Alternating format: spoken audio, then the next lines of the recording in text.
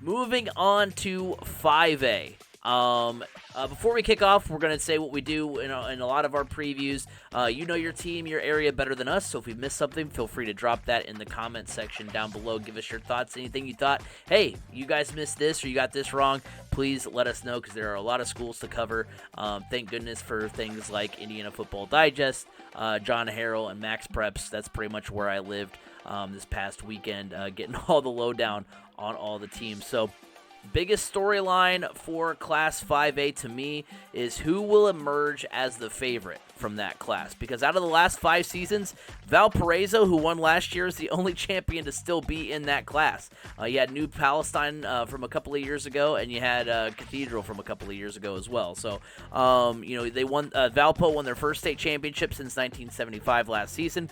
First as a 5A school. The last 4 games of their state finals run, they won by a combined 13 points, winning 2 by 1 point.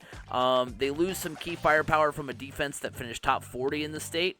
You look at some other schools at the top of 5A. Whiteland is coming off their first state finals appearance in program history. Can they replicate that in 2023? Fort Wayne Snyder is preseason number 2 in 5A according to Indiana Football Digest. They have 3 seasons of 8+ wins over the last 5 years. They won their first sectional since 2018 and their first regional since 2016 a year ago. 2022 is their first 11-win season since 2017. They lost to Valpo by 1 in the semi-state. Snyder's going to have a new signal caller, but can they get back to the state finals for the first time since 2015?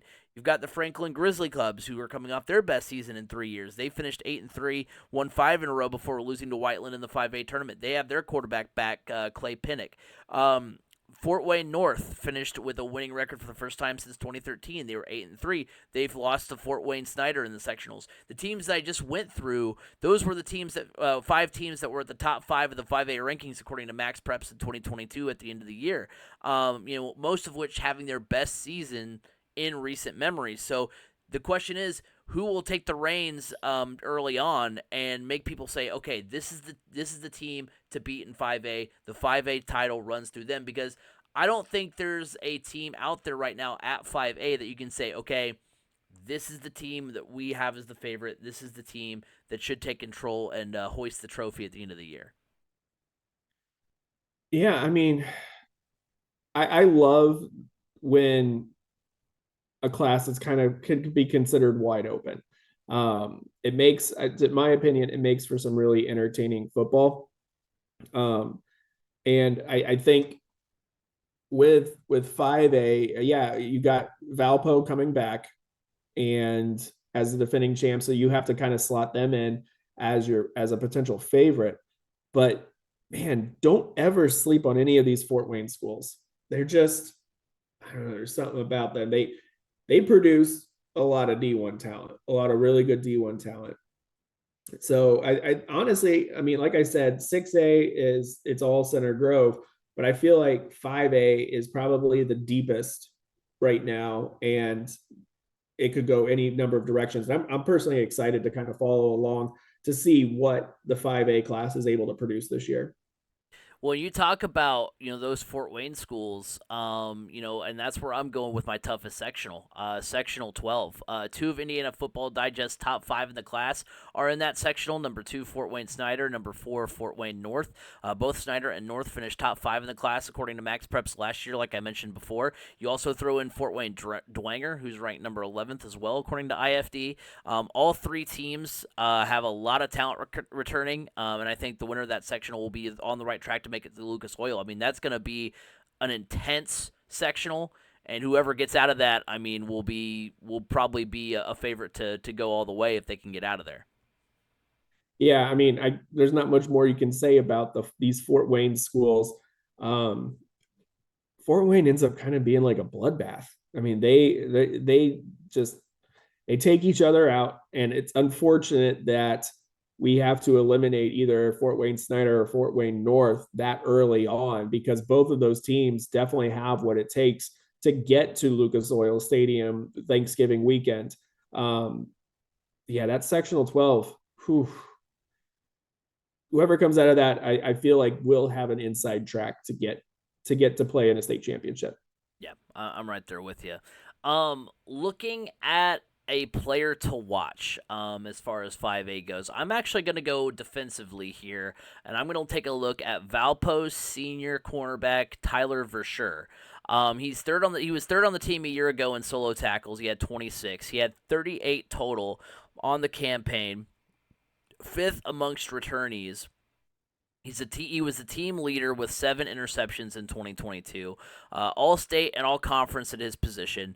Valpo was fifth in 5A, top 40 in the state defensively last season, allowing just 15 points per game. 4 1-score games en route to the 5A title, so their defense was key. And if they want to get back there to the biggest stage, they'll need their defense to come up big again. And I think for sure is going to be the key to doing that. If they can keep making plays, keep making turnovers, do that kind of thing, then I think they will be on a good track to get back to Lucas Oil.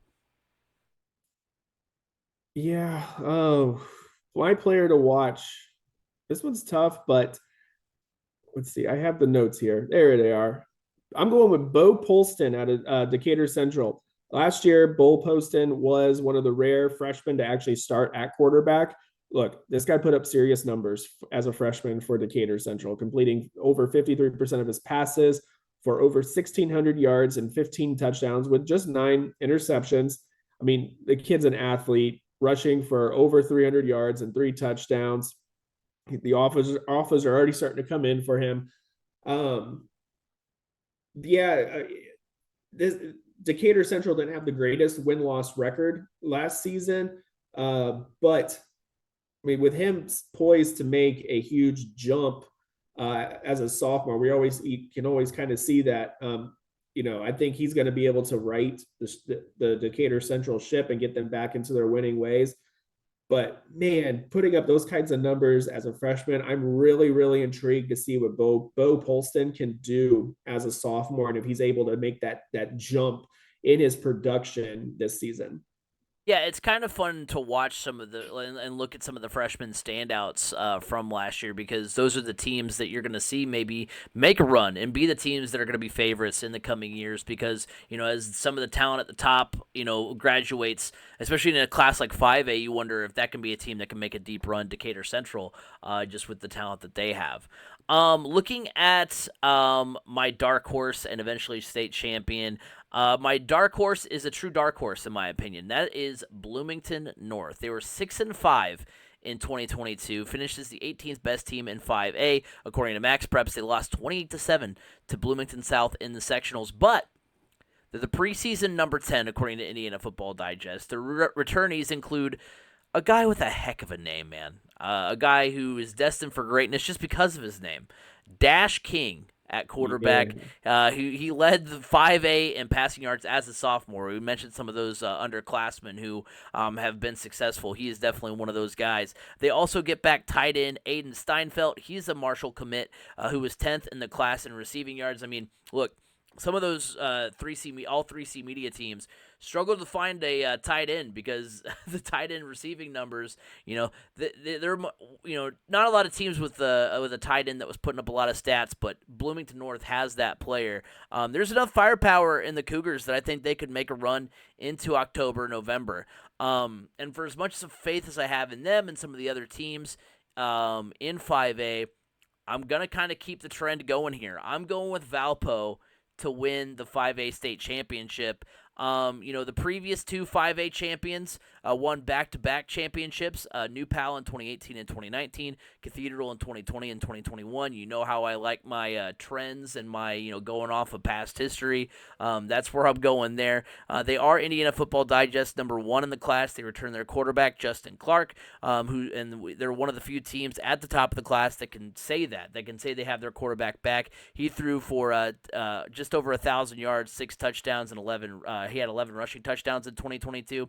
And I have a lot of hunches. I thought maybe any of the Fort Wayne schools, Snyder, North, Dwenger, I thought about picking them. I thought about picking Whiteland.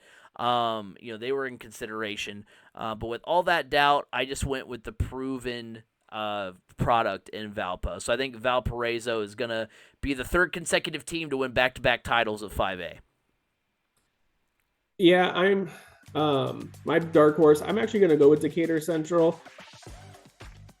just because like I said, Bo Polston is set up to have a really good sophomore season. This is a team that is typically right up there in the mix for it. Yeah, I mean, it's a dark horse pick, so I'm going dark horse, and I think that's going to be Decatur Central. As far as the champion goes, yeah, I'm sticking with Valpo as well. They just return a lot of firepower. That team is set up to make another run at a state championship. So I'm going with Valpo, but give me Decatur Central as a dark horse. Yeah, and like I mean, we've talked about it. That class is super wide open, so it'll be fun to see who kind of rises to the occasion, and hey, could very well be Valparaiso yet again.